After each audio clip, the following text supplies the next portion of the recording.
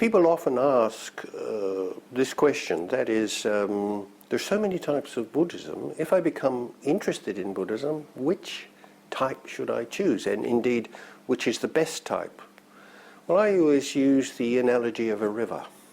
If you go to the source of a river, and then you go to where the river falls into the sea, they look very, very different. You would think that they're not the same thing. But if you go to the source and you follow the river as it goes through the hills and the dales, and other rivers flow into it, and it goes over waterfalls and it meanders this way and that way, when you got to the delta of the river, you'd understand why it looks different.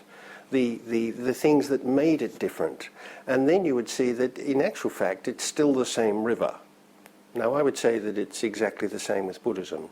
If you're interested in the Dhamma, start at the beginning, at the source, at the earliest text, the earliest thing, which is basically the Four Noble Truths and the Eightfold Path. And then, after you get a good foundation in that, move on and look at later schools and later developments and what have you. And then, after you've done that, you would understand that it's impossible to say that this Buddhism is better than that Buddhism, or that this Buddhism is inferior and that is superior. It's all a part of the same wisdom of the Buddha, and therefore it is all legitimate.